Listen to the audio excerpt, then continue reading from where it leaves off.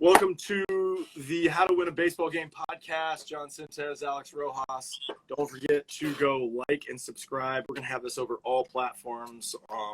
We'll have the audio version on Apple and Spotify. We'll have the video version here on YouTube, Instagram. We'll have some stuff on TikTok. We're going to be putting these things all over the place. So don't forget to like and subscribe. He and I have a feeling we'll be having some stickers, maybe some shirts soon. But my guy, Alex Rojas, and I have been working on this, and we have some cool things coming to you people. And so this is kind of the beginning of the premise of creating the audience of this idea. So thank you guys for tuning in. And Alex, what's up, my guy? Happy is it the last day of September, or do we have one more? Last day of September. Okay, so I have something then I get to say right now that I've been waiting till this exact day.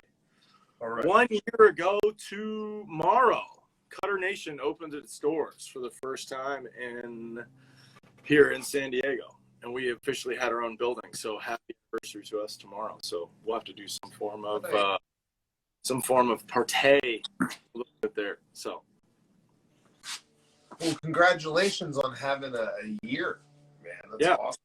Yeah, it was definitely a very fun learning experience. And I'm excited where we're at, and I feel like we're going in the right direction, and we're growing tremendously, so it's fun. So how long have you had a Cutternation facility before you had your own? Like, you were in that one spot, right, for a while. Well, how long have I been in San Diego, like, in places? Yeah. Probably 4 years. Nice. Cool. Yeah. Very good job. Congratulations once again. Thank you. Thank you very much. Yeah, so do you know who Lex Friedman is? I believe so. He's like a AI type programmer, coder. I wouldn't know. He's definitely a very intelligent and experienced robot and artificial intelligence type engineer, right? And he has an excellent podcast. He interviews all sorts of people, but some of the things that we talk about, right, I don't necessarily get to do on camera because I'm questioning you over the phone, right? So I'm going to start questioning you over the camera. So one of the things that you and I talk about a lot is the 85%, right? And I wanted you to go into what makes up the 15 and 85% that you and I talk about. It's almost like the Pareto principle, right? You could even say it's 20-80, 80-20. Yeah. You know what I mean? 20% yeah, that's, I did not know what that was the principle, but I've heard 80-20 before.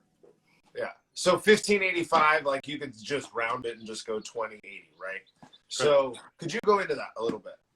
Well, when it comes to time and like what the game is, I believe there's a lot of catchphrases and things that happen, like defense chips and stuff like that, but the game itself is advanced by the pitcher versus the hitter, not by the ground ball, anything else. So when you actually calculate the time of attack, like 80% of it would be the pitcher versus the hitter, and 20% would be the double cut, the running the first base, the ground ball to short, and stuff like that. Even though there are 27 outs in the game, right? It doesn't make up the same thing. So the emphasis on defense is actually the wrong idea. It should be the emphasis on the competition of the pitcher versus the hitter. Okay. So we were talking about if you could measure, right? Like in a football game, we've been able to measure over the course of time. It's like a 6 to 8 second is like the average play, right? Like it's somewhere around there, maybe 7 seconds, right? So we've measured that, right? And you can take, how long does the quarterback have before he gets pressure? It's like 2.5 seconds, right? So you have all these measurements. If you were to actually measure the ball flight and the swing, that time is so small compared to what happens after that, right? Or all the decisions that led to that pitch, right? So we're always talking about the meta, right? Like the point of what we're doing or the deep layers. Right. Things that you were talking about, because I watched you carve up some dudes at Fuel Factory. I watched it maybe 4 or 5 times, and I was on the phone with you for some of it, and you could hear what I was looking at, and you were like, I enjoy listening to what you're looking at, right? But it wasn't like I was looking at, oh, wow, that guy's front side in the swing is awesome. Or like, man, John, you really stayed back on your back side when you're going down the mountain. It's not really what I'm looking at. I'm looking at like what you guys are doing to play the game. So that 85%, instead of focusing on the mechanics, you're actually focusing on what's happening. And Yes. one of the things that I started to ask you was how a guy is in the box. And I'll do it from like my knees here, but you have guys that are more stacked. Then you have guys that are a little bit more here. So could you go into like just the difference between like these two guys? What's the difference? Well, you have, there's a lot of things that go into that, but posture, affects swing play. And that's what, but what's amazing about the internet is, as a pitcher, you have a martial arts side of this, the yin and yang, the understanding of the offensive approach and the way you can swing a bat, and then how the pitch design, which is the shape of the pitch and how it moves according to it. So if you are a vertical chest, you're more likely to have a flat type of swing, right? Because it has to match the angle, which would turn 90. If you have a little bit more postured swing, you would have a little bit more of a down angle, closer to a golf driver swing, right? And it's not that either one of those are wrong, right? But what it is you have to recognize that as a pitcher and understand that the fidget spinner of energy can only be in one spot, and that tells you where the hole is. So what I think is if the optimum angle of the chest angle would be 90 degrees, right, that's where our strength position be, whether it be here or here, right, I would want to stay out of this lane in a box as a pitcher, right? I would want to stay up here and down here, right, or maybe further away or up and in, but the sweet spot of the bat. Now, if it was here, we might have a little bit different of a discrepancy. This is what a lot of people play with the flat swing. We're understanding where the barrel damage is, right? But that being said, the holes are still here and here, but they're at a different idea of fast, slow, where I'm trying to speed the guy up, right? So he's late, doesn't get the barrel there, or slow him down so the ball drops off and the barrel goes in front. So it's like, if you understand what the guys are actually trying to do with their swing and the direction they're trying to swing, then you have to design your pitches around their holes and flaws. Okay. So if I'm going to be, because I'm the hitting coach, right? So this is like yin and yang, right? So I'm going to make guys aware of this type of a game as a bigger portion of like, because you can hit either way. There's guys that have hit home runs and that have got 3,000 hits hitting both ways. So for me to say one's right, one's wrong wouldn't be true. But to understand, like, again, it would just be like saying if you're a power puncher versus you're a technical boxer, right? Yeah. Like two different game plans, two totally different game plans, right? So again, if you're going to be upright, you have to know what your flat swing means. And then if you tilt forward, right, you have to understand what that means for that. Because that's what one of the things I've been looking at. It's even if you're upright, which I think you got to be a little bit here and just for athleticism base, just because here you tend to be flat. And that's that game that you and I were talking about where I'm like, you're not really north-south or east-west. You're like northwest, northeast, right? You were playing these tight holes. Like you were finding holes in swings based on, number one, I felt like repetitive pitch location or pitch selection, right? Fastball, or okay, I'm just going to go cutter away, just like working that area and exposing what guys liked and what guys didn't like. So you read takes, and I never really heard a pitcher talk about reading takes, right? So what do you see when you see a take? Well, like, back to the offensive strategy, right? Like, why would you take it, right? Well, you want to see it, right? So you're trying to time it. You only get 3 strikes, right? So if you sacrifice 1 strike, what are the odds you swing next pitch? High or low? Pretty high. Really high, right? So if you know that and you threw a pitch, let's say you threw a fastball and you piped it, it was middle, then you can throw things that start in that middle tunnel and then break out of it to prove him to be off balance, right? If you were to double up the spot to the speed, then he's going to be way better on time on the second one. You're probably going to give up a hit, right?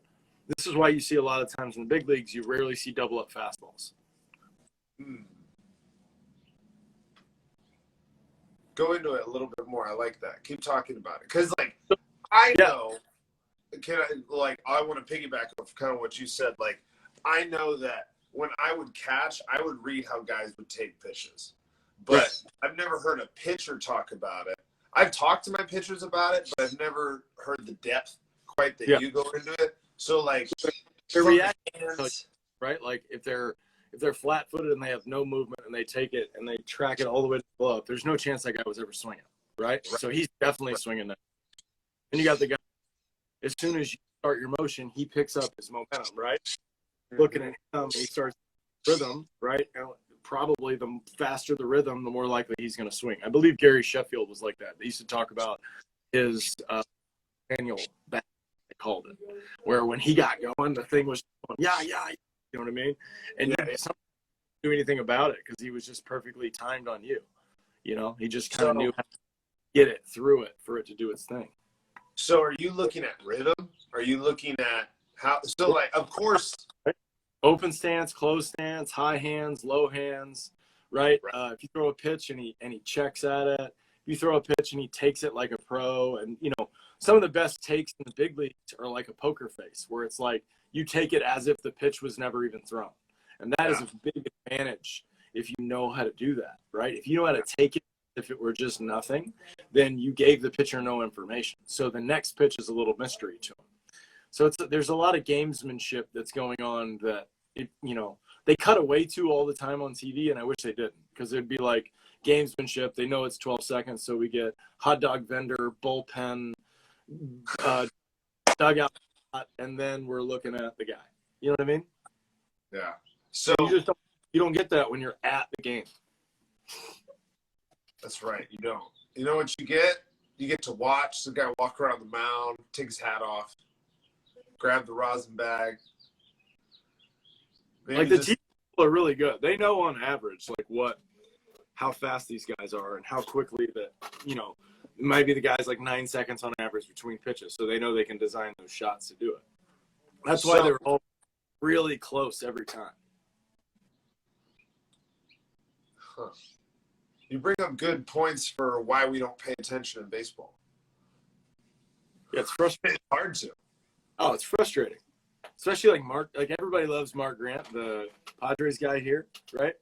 But like they steer the conversation away from the game so often. It's so frustrating. And everybody's like, oh, that's the best part. I'm like, no, it's not. No, it's not.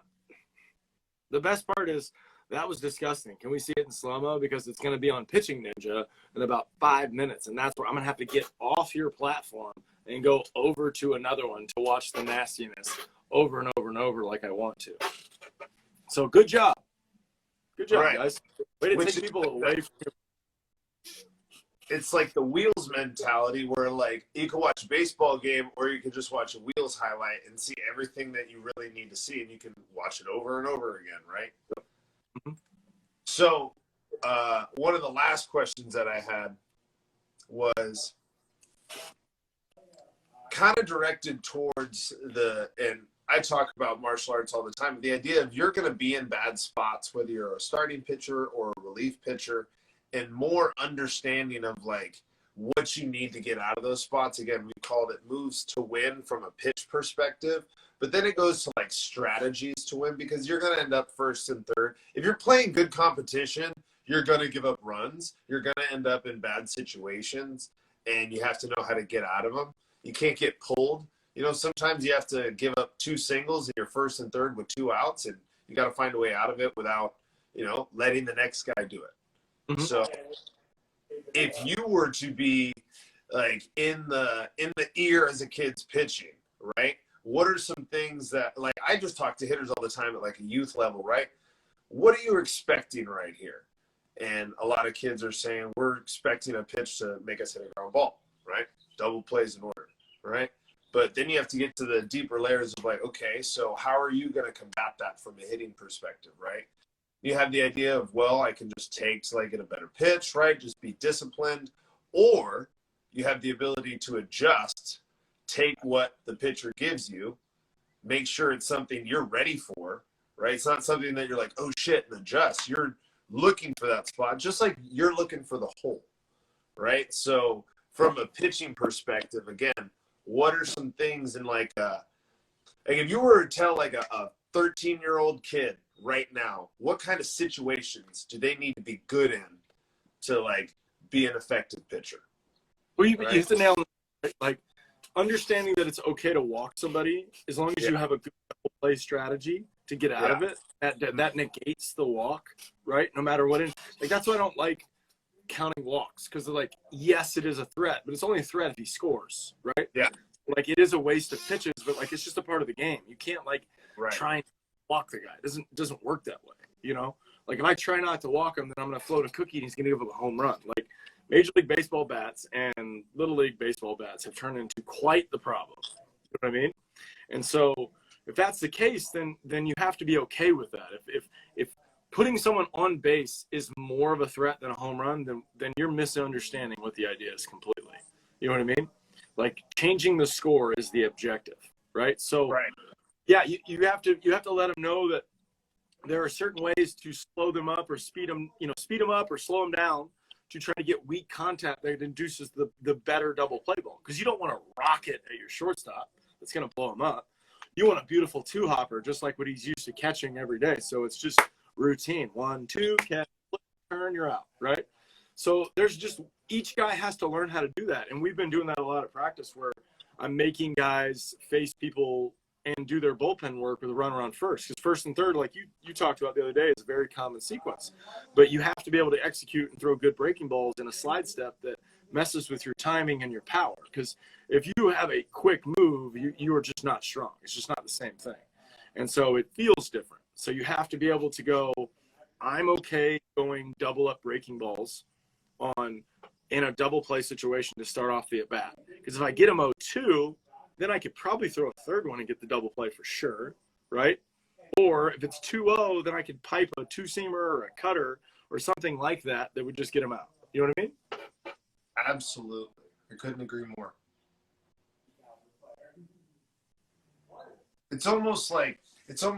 So when you were talking about that, I was like, the first thing that came into my head was, that's how you fucking pitch. Like, that's how you pitch. You know what I mean? Like, I never had that insight from a pitching perspective. You were talking about you got to have a good curveball for your slide step. And I went to, because in a first and third situation, like you and I talked about, right? If this guy's already taken first pitch, right? I know I can get away with a fastball, right? But a first and third situation, if you don't have a good breaking ball off your slide step, what do you think you're going to throw, dude? Your probably pitching coach is going to go fucking fastball outside.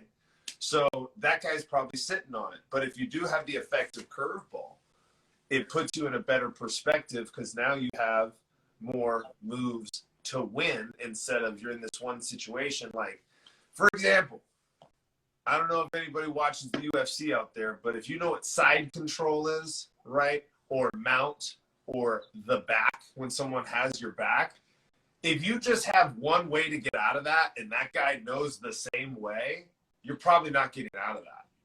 You have to have options, right? You need to have moves or ideas or be able to create scrambles, right? And there's ways that you can tie that into baseball, right? Like I told the kids the other day, what's the easiest way to get a hit? And just somebody said it pretty simple, just hit the ball at the middle. I was like, yeah, but just even think simple, like way, way basic. And somebody said, hit the ball hard. You talked about your shortstop getting blown up. Nobody wants to get blown up, man. So if your objective at the plate is just, it doesn't really matter. I'm just trying to hit the ball hard. Again, going back to I'm going to take what the pitcher gives me. I'm just going to hit the shit out of it, right? Which, random piece here. Shout out to Slater, right? He hits the ball about 100 miles an hour, and it's about this high off the ground, right? The perspective is, right, if he hits that at anybody, the odds of them making a play on that are very slim. I'm not going to say none, slim to none, but like there's some amazing infielders out there. So for you to put the odds in the idea of like, I'm just going to try to crack one over the wall instead of just being a little humble and just like, all I need is a base knock and we keep this thing going, right? So I love when you talk about that. Just the idea of like, I feel like a big league coach would tell a pitcher that, but you wouldn't tell a 12-year-old that from a old school perspective, because you may mess them up, right? But you may actually help them out. Just make it simpler on them. Like, hey, dude, don't focus on throwing a fastball here. Like, let's get good at your curveball in this situation. Let him learn how to control his body. Let him learn how to grow. Because the hardest thing these kids have to deal with is genetics until they're like 18. Then the playing field's a little bit more even. People are maturing, testosterone, weight room. Like if you're in that baseball circle and you're doing things the right way, things start to pan out. And if you eat, right? But if you can teach the kids other options instead of just option one, which is always throw a fastball away for the first 2 pitches and then throw a fastball high or a fucking curveball, like you're limiting that kid's potential to actually understand the game. Agreed. You know? So let's keep this thing rolling with your force team, right? What are some things that you are trying to get in between those guys' ears for situations like moves to win, right? You know, some of our guys have really good stuff, and so you have to be able to like help them harness like what they're trying to do and try to be as efficient as possible, right? Because you could show nasty breaking balls, but if they're not strikes, it doesn't matter, right? Right. And so I've been emphasizing a lot of like try to strike people out on 3 pitches, like really make them aggressive. Because if you pour a heater in their first pitch, right, and you spot it, and then you throw some, you know, and then you pour another one in there and you spot it down again, and you just go whack whack at the bottom of the zone, like that guy's for sure swinging. No shot, right? And so we just try to get him to recognize these things. Like if you throw a heater first pitch, he takes it. You throw a heater second pitch, and he fouls it off. You know, is he swinging? Maybe, right? You got a 50-50 shot on what he's doing. But if you can locate a good breaking ball at the bottom of the zone, not necessarily up, but at the bottom of the zone, you're at least going to get a ground ball because he's going to be ahead, right? But if you get it to where it is bait enough for him to go after it, maybe it's instead of off the plate, it's on the plate, but down, like past the point of the plate, that it looks like it's probably middle in or middle, and then it drops off the table, then you'll get that spot. But it has to be specifically tunneled in the right spot so it looks juicy enough to bait the guy to swing. So when they went to the Arizona Fall Classic, you get 5 batters, which is live at bats, and we've been training for that, you know? So, like, if you can stay out of the windup and stay in your most powerful position, then, like, people aren't going to beat you. See, when you say things like that, it just sounds like so simple. You know, when you say it like that, it's just so simple, right? Because you're paying attention, right? So if you just have the wherewithal to understand what you just said, like you're explaining to that kid, you can just keep that in between his ears. That's what's going to help him grow. So when he gets in the weight room and he ends up throwing 92, now he's way more effective at 92 or 93. It's funny. I felt a little, you just took me back when I was watching one of our guys throw, and I felt like sometimes I say things that like pitching coaches would never say. Cause I'm like faster, like from the, like it's never, you never hear faster from the dugout. I'm like, come on, faster. Yeah. Like, and they look over, I'm like, yeah, go for it. Like, it's 0-2. Yeah. Rip that bad boy. Right. So it's like that once you can, I feel like the anxiety of like throwing the ball as hard as possible for a lot of kids, and the way like the longer it takes for me to get to a kid, like the older they are, like the more anxiety they have about throwing the ball as hard as possible. So I'm so glad you just said that. There's this book called The Comfort Crisis that I'm reading, okay? And it's written by like a men's health editor, men's journal editor, something like that. And the guy is essentially writing a book about how his life was so comfortable that it essentially drove him crazy, right? He was drinking all the time. He wasn't exercising. He basically lived in an apartment. He never went outside. It was just kind of he looked at it one day. He had a moment of clarity, right? And he was like, this isn't good. But he then introduces himself to some wonderful people. There's a guy who owns a facility. I think you may have heard of the facility. It's called P3. It's out in, you've heard of that? So he starts with that owner, right? He meets that owner because, you know, he's the journal editor or the men's journal or men's health editor, right? So he's got a pretty good job when it comes to the health and fitness world, right? NBA basketball players are going to this guy for some of the best work in the world. I think his name is Ethan. I'm not sure what his name is, but the owner of P3. Anyways, one of the things that he was talking about was he does these things called masojis. It's a Japanese term, which essentially it's like an initiation trial, right? But to put it in simple terms, have you seen 300? Yes. Do you remember when they take the boy and they throw him in the woods? Yeah. That's like a masoji, where it's like your initiation trial, right? Your coming of age, right? Your Shark Tank, right? So he talks about how this owner of P3, he has these trial by fires, these super hard, like he'll run in the mountains for 20 miles, like with zero sleep, like David Goggins campaign type stuff. But he only does it like once a year, maybe twice a year, right? Yeah. And one of the things that goes back to all of these traditions, and you could even say like where it goes into like the military realm, like Navy SEALs don't ring the bell, right? So what you just said, like kids are scared to throw hard because people were watching. And one of the things that they talked about was the reason why it's hard to quit a masoji is not because anybody's watching. It's because you're watching. And that's one of the hard things when it comes to performance and training. It's not just because your trainer's watching. It's not just because your parents are watching and other kids are watching, but you're watching too, yourself. And so sometimes when you're watching and you're struggling, and then you add everything else, it's like major shutdown. Like, oh, man. Right? So one of the things I've been trying to teach to kids, right, is definitely the Revisa approach of stepping out, right? Let's have a release point. Or I love looking at the ground for a release point. Like, where are you right now? Just look at where you're standing. That's where you are. Can't be anywhere else, right?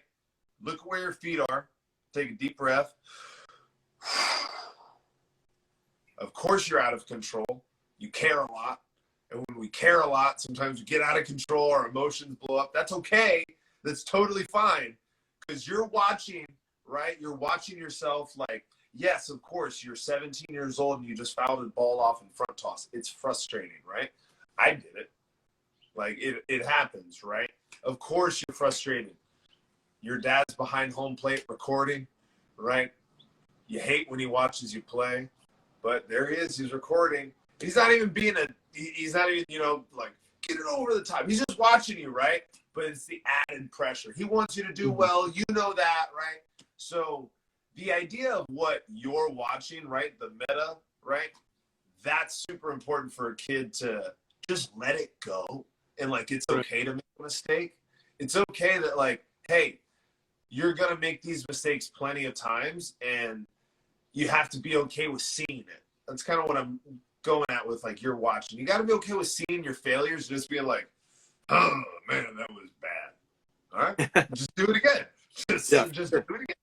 Yeah. Well, it desensitizes it, too. I mean, that's the whole idea behind live at bats. It's like not too high, not too low. Like, you've been here before. You've done this. You know what I mean? Like, right. I think where people you see a lot of, like, I think they talk about MMA fighters that do this, where they have the adrenaline jump, like where guys that come out the first inning go wild and jump and go crazy, right? And then, like, halfway through the first, the adrenaline wears off because 2 minutes is like the number for whatever it is. Guys just, like, lose it, right? And they just go whatever. They got too jacked up in the locker room for too long. You know what I mean? And so, like, that's one of my favorite. A lot of my best outings, I felt like I was almost like listening to music, right? Like the whole time, and like taking a little bit more of a route around the mound and the grass to back to, like, coming up the backside of the mound, just to slow it down just a couple, so you get a couple breaths, The beauty of present-mindedness, right? Like being able to just, I'm on the baseball field. I'm going to enjoy this. I'm not rushing, right? Some guys like to work fast. Alex Wood, wow, that dude works so fast. Yeah, I like to work fast, like a live at bat situation, and if I'm in lockdown, right? But there's just, you still got to be able to, like, understand the paces and everything that, like, you can, like, even when I played in the NBC and they actually have the shot clock, right? And you get 20 seconds per pitch. Like, that's still a ton of time. You know what I mean? It's a lot of time. You know what I mean? Especially like what I like about it is that we hacked it. So, like, it only starts when you get on the dirt. So, like, if you just walk off the dirt, catch the ball, walk around, like, you give yourself 2-3 extra seconds. Like, and it's not like you need it, but it's just like the understanding of, like, okay, I'm starting the clock, you are not. You know what I mean? Right. Right. Hey, could you have your computer out? Could you Google how many swings are taken in the home run derby now that they've converted to time? Oh my God. That's a good question. Because, like, those dudes get way more than 10 outs now. They get, like, 35 outs. Because a lot of those, like, Shohei Ohtani took 10 line drive swings where he even hit one out. Yeah. I think this is going to be a hard thing to find. I bet it is. I bet it absolutely sucks. I bet I'm going to have to watch it with a clicker in my hand and just, like, click. You're going to do. But I was just asking, just to kind of understand, like, again, I'm going to talk about Ken Ravizza, like, when you're on the baseball field, like, sometimes you just got to be on the baseball field. Like, just enjoy it. Walk on the grass. Hey, they just cut it today. It looks nice.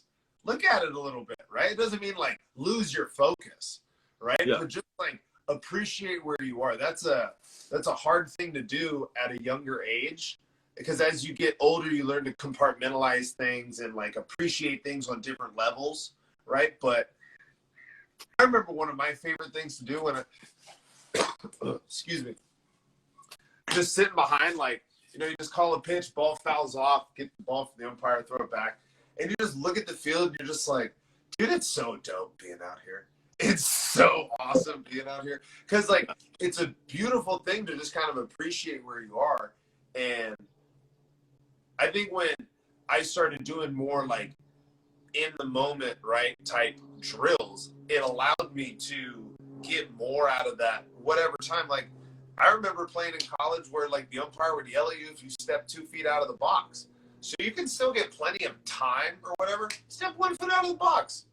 Just enjoy what you're doing. And that 20 seconds, like, I kind of said a joke. I don't know if you heard me. You can do a lot of burpees in 20 seconds. I do them, right? Like, so, like, there's a lot of time. And then sometimes you're like, oh, my God, there's still, like, how many seconds, right? So 20 seconds. How many seconds? 20 seconds? 20.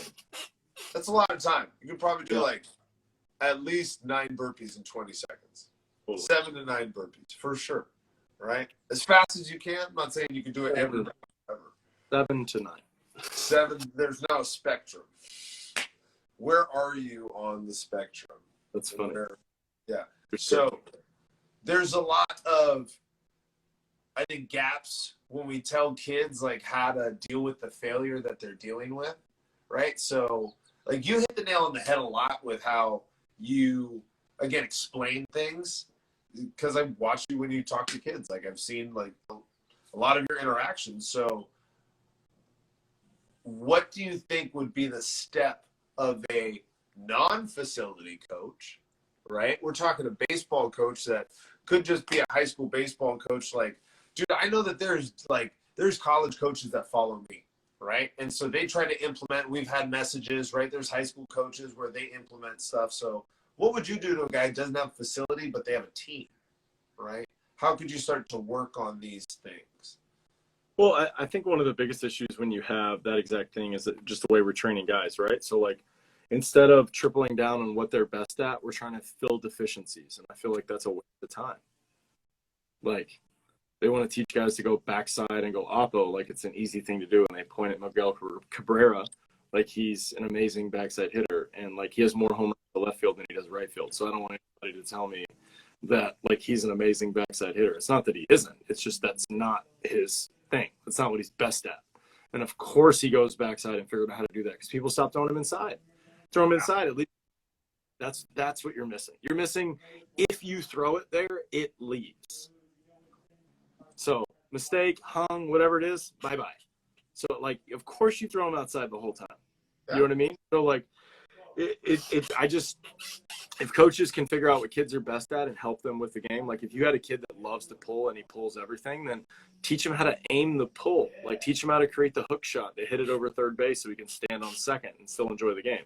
Instead of the 2 years you're going to teach him to hit ground balls to the second baseman and ruin baseball for him.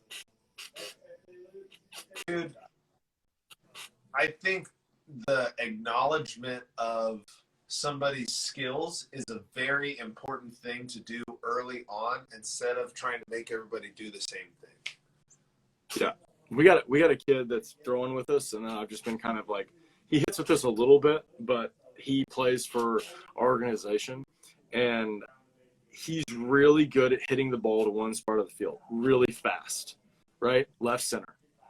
And I was like, dude, you can get around it. You have a quick enough bat. Like, I don't even understand why you're trying to do anything else with this. Like, just hit an absolute bazooka off the wall, wherever it is, every time you're up there. And since we've had that conversation, he's 16. Since we've had that conversation, he just wears dudes out every game. Every game, it's a double, it's a hit, it's a triple. And I'm like, there you go. There it is. So, it's just, I think one of the other advices that I could give to coaches is like positive affirmation, but like confirmation of success is something that we miss massively. Like if you do something correctly, like it's just like you're supposed to act like you're supposed to be there. And it's like, no, you're supposed to celebrate that and help them understand that's all they have to do. Especially in a game where your failure happens in training so much too. Like yeah. There has to be, you can't give people bowls of crap all the time. They have to have some whipped cream. But also, some people just can't eat whipped cream all the time. Sometimes they need a little crap in their whipped cream. Totally. I mean, last night at Advanced VP, it's what we did. I mean, kids found out they can't hit curveballs.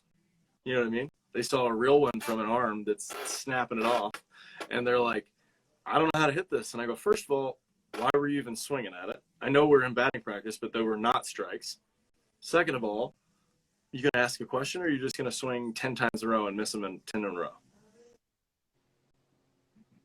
So, it's there's, like I said, there's just a lot of things that happen inside the baseball world of lack of strategy that I see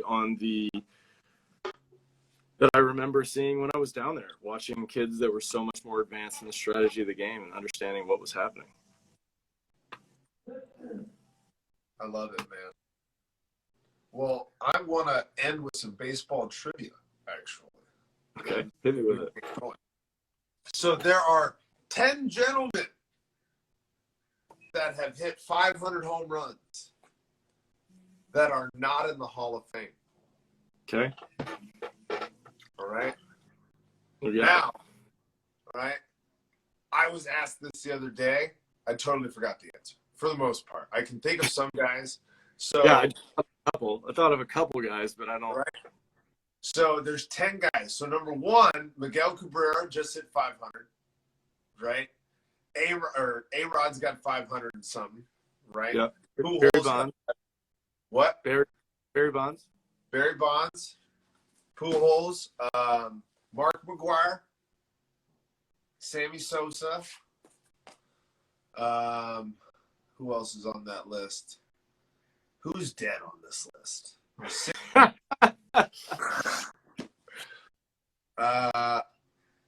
a hard one. So my goodness. Hey, Homer Simpson. Oh yeah. Man, so if anybody can answer that and fill us back in, that would be awesome. I'm trying to remember what trivia question. Yeah, that's good. We should have people leave the answers in the comments when we put it on YouTube. Yeah. If you guys can figure out who it is, you will get a like on your comment. We don't have to follow. We'll follow. How about we'll follow? You for sure. For sure. Yeah. For sure. I would say a sticker. Dude, I love stickers. I love sticking the stuff everywhere. That got misinterpreted possibly. But, we could do that for sure. No problem. Yeah. Well, hey, man, I'm going to get going. I got this unicorn kid. This is one of my favorite things when I hear somebody that the way that this kid got really good at hitting was he had a pitching coach that would get on the mound and would just throw at him. And he was like, he was like my pitching coach for like 5 years. They would pitch together, work on mechanics, and then he would just get on the mound and just throw at this kid like live at bats. And this kid just so happens to hit the absolute crap out of the ball and can go 95 off the tee, right? But he figured it out because somebody was throwing at him, not because he was trying to, you know, he wasn't getting front toss every day. You know what I mean? He was just like this guy facing a dude, you know, like a 14-year-old facing like a 28-year-old man, right? Well, that and what also, like, think about what outside flight might do to a brain. Right. The luxury of BP outside, but like with real BP where you could, I've been thinking about that hard about like if you could really show distance and learn what distance is, because that's how I remember I taught a couple kids that were like 13 back in Florida, and they banged. They loved hitting home runs, but that's all we tried to do. Like we would play games, and I'd be like, all right, dude, if you swing slow, it's not going to go out. We have a 300-foot fence, and then like, you know, it got to a while. He had a lot of fun. The only thing that I would say created an issue was that he had no idea where the zone was. He had no clue. Zero zone discipline. But he almost hit a home run every time he played. So how do you know what I mean? Like, see, that's the thing. Like, if somebody does that shit, like, I don't know how to argue that. Like, I'm just kind of looking around, like, just like, it works. Like, whatever he does. You know what I mean? Like, that's the thing. Like, maybe don't praise him, like, all the time, but just, like, you know, give him shit every once in a while. It's like, man, that strikeout was brutal. But when you hit that ball off the lights, that was dope. Like, you know, how big is the infield to, like, because I was looking at average distance on one of my guys, and it was one of the guys that we know, and you know, it was 157 feet, 60 feet, right? So I figure that's at least the line drive out of the infield. But how big is the infield? 135 feet, 140 feet? I think it's 135 or 140. 130, because second base is 126, something weird, 121. 127 and a half. 127 and a half, that's what it was. Look at all these baseball knowledge things we're dropping. But last Stupid thing number. I'm going to leave you on, because I can hear my dogs, like, absolutely getting after it in my backyard. I was looking at a guy that trains your force team, Les Spellman, right? And I was carrying that over to a couple of guys that I'm working with when it comes to hitting and speed and agility, right? And we're working on the idea of not allowing your body in any sense to focus on going vertical, right? Trying to keep your body as horizontal as you can. And from a whole bunch of different results, right? This was one of the things I really wanted to touch on was baseball, we don't run very far.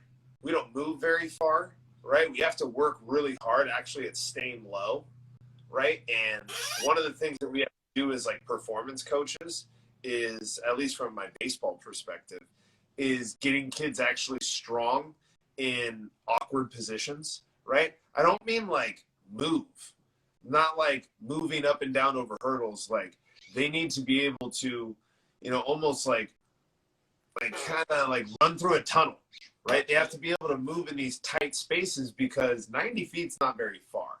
And you have to accelerate to top speed pretty quick.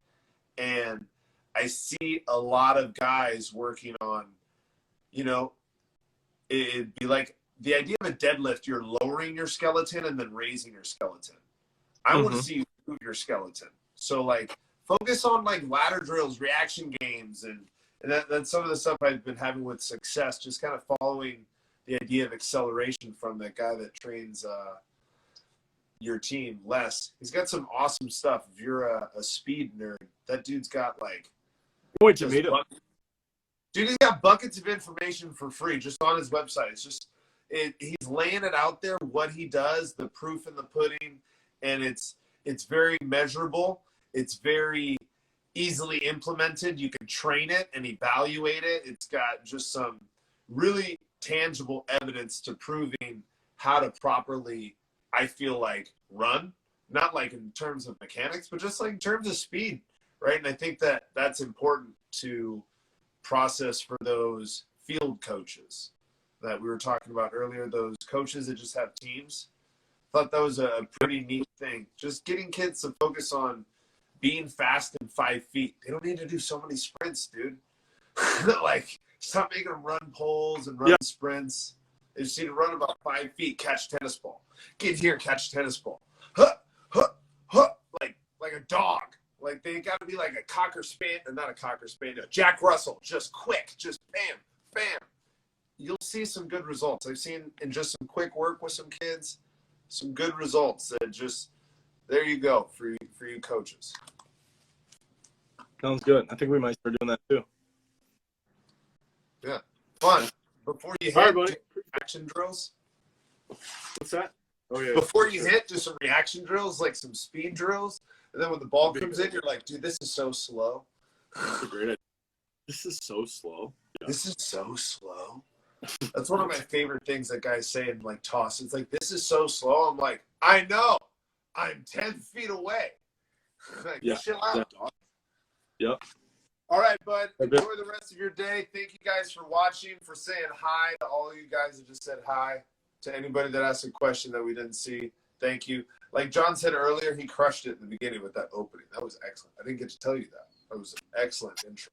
You got to turn it on. We got to start doing that. You know what I mean? It's like Bruce Buffer in the octagon. Yeah. It's time. Ha! Yeah. I was fired up. I was like, man, let's go. Let's come out hot. Sure. Just swing and throwing questions out. Yep. You got to be awesome. ready. Great job today. Awesome podcast. Have a great, it's Thursday, right? Yep, Thursday. Have a great Thursday, dog. Peace out. You too, bro. Hey, man. Have a good one. You too, bro.